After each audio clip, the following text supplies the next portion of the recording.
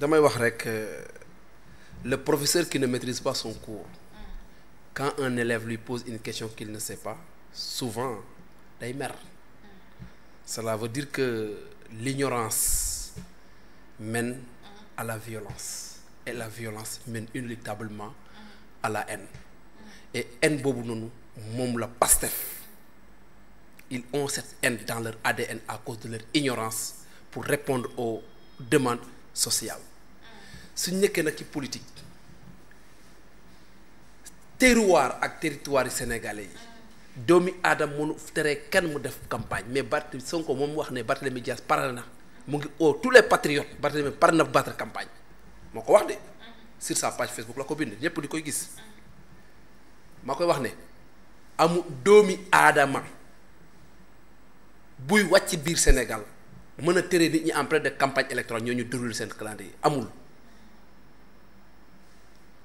ku yàlla na taw xeer mais force ou de gré Barth day battre campagne parce que citoyen la te candidat la te tête de liste la au même titre que tout le monde Baobab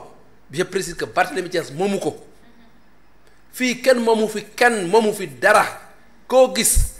sa lal ba sax moomoo ko portion nga am foofu portion ndax lal bi mënoo tëdd ba tëdd fépp mënu nekk saay boo nelawee benn béréb ngay nekk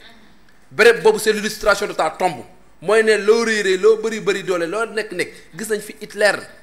gis nañ fi Mussolini gis nañ fi kenn ak keneen te xoolal lépp tabla rasa looloo tax ces pulsions là on doit les maîtriser un homme politique nag qui ne parvient pas à maîtriser ses pulsions cet homme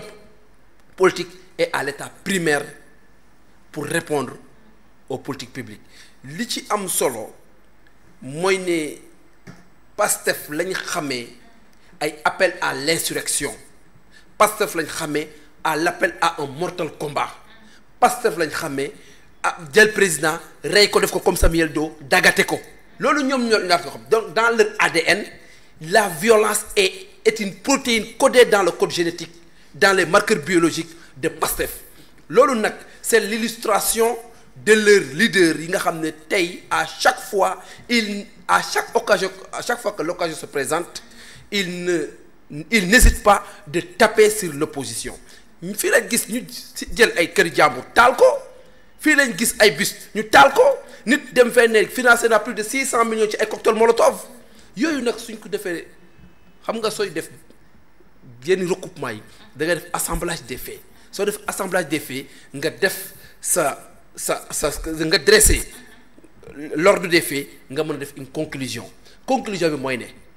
la violence seule depuis l'avènement de Pastef Sénégal amatu jàmm ci landerneau politique mënoo yër état nag aussi kon ci violence boobu noonu ñun talluñu violence Sénégal dañoo woote apaisement mais ñoom avec leur discours ñoom ñoo fi indiwaat la violence te xoolal fii képp koo fi jàmm deret mooy génni képp koo fi dóor mu fayu suñu xamee loolu rek na nekk jàmm ak salaam user mooy état ñàkk a user mooy état moo ci bokk yem violence on le condamne gaañ nit kenn amul droit tour dereti kenn amul droit saaga kenn mën nañ def le combat des idées ils ont un programme qu'ils maîtrisent peut-être mais qu'ils nous parlent de leur programme tey suñ doon wax sur les pôles territoires ñun dinañ ci am suñ grain de sel suñ doon wax sur les politiques publiques dinañ ci wax sur les relations internationales dinañ ci wax mais le débat est trop bas et ça vole très bas te ñoom rek ñoo waroon rehausser le débat parce que nag ñun on fonctionne en fonction des modes de fonctionnement du parti au pouvoir s'ils amènent la paix on sera dans la paix mais s'ils font appel à des pogroms à des violences à des meurtres ñun aussi on va répliquer parce que fii saway fii képp ko fi nekk da ngay juddu dee wala nga juddu mag dee wala nga juddu nu ko yàlla defee nga xam ne noonu la fii ragal amu fii il faut que ça soit clair dans la psychologie des pastéfiens ay menaces yooyu ça ne marchera pas au Sénégal li ci am solo nag mooy ñun homme politique yi ñu ñoo waroon def apaisement homme politique yi ñoo waroon doon ay modèle parce que damay wax ne tey man je me vois très mal à l'aise di gën a wax yi yenn wax yi sëñ Abdou Karim Mbacké toog fee di may xool sëñ Mountakha toog fee di may xool samay ancien élève wala samay ancien étudiant toog fee di may xool loolu gàcceel naa ko sama bopp ba tax na samay wax damay def le tout pour woddu ko ba du blesser kenn képp ku homme politique noonu nga waroon def parce que en réalité politique affaire de jàmm ak salaam la toog rombante ñun avec le Pastef de Biscuiterie la plupart c'est mes élèves leaders yi nekk booy yi nekk fi Pastef Biscuiterie la plupart maa leen jàngal dañ may romb monsieur ñëwal Pastef di may tooñ ñu kafante reyante ñu ñibbi ñu def seen campagne def suñ campagne ku ci nar a dama lay woo téléphone ne ko xoolal reewaange bi doon def démb na nga ko bàyyi dañ ma wax ne monsieur baal ma lii mooy politique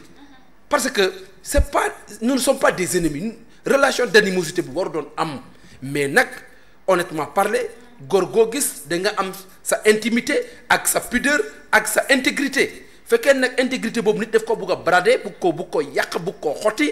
mais quand même riposte bi suy ñëw du yomb te Barth nag du ragal ñoom dégg nga fi Barth mu ne la am na loo xamante moo ko Sonko def nañ ko mënoon na suñ Sénégal duñ ko xam mënoon nañ leen def mënoon nañu assise de la justice vous vous souvenez de cette déclaration de Barthélémy Diaz mu ne am na loo xamante def nañ ko Dakar mënoon nañ leen sax woowee assise de la justice loolu nag c'est des déclarations yoo xamante lu doy waar la donc c'est-à-dire que donc il y a des pratiques très occultes yoo xamante ne xaw na fee jàll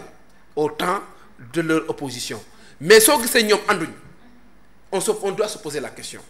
man premièrement dama ne primo pourquoi Sonko ak Diomaye ak sëñ Moustapha Sy ñu àndoon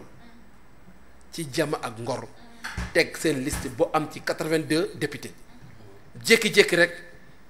loolu détérioré wu relation bu détérioré wu ma ne ko soit ñoom Barth ñoo du sàmm seen kaddu wala ñoom waa Pastef ñoo du sàmm seen kaddu ma laaj ci ay nit ñu wax ma ay fait mais comme fekkewuma du ma ci mën a lii mais après bu ñu yeggee ñoom ci pouvoir ma gis ñu délaissé leen ma gis moom aussi ñu ubbi Pastef fenêtre yi ñuy woo ay nit pour ñu ñëw adresse Pastef ci la wax ne tiens kon ñi amuñu kaddu samuñ seen kaddu xoolun li nga xam ne yow ak say ay gor su ngeen ko nasee par da nga ci war a ànd mais ñoom seen intérêt crypto personnel lañuy donc Barthélémy Dias a tout à fait raison de les abandonner et de tracer sa propre trajectoire mais li am solo mooy ne na dem feene mën na dem baobab def lu ko neex mais dans la paix et sans la provocation su provoquer barke Cheikh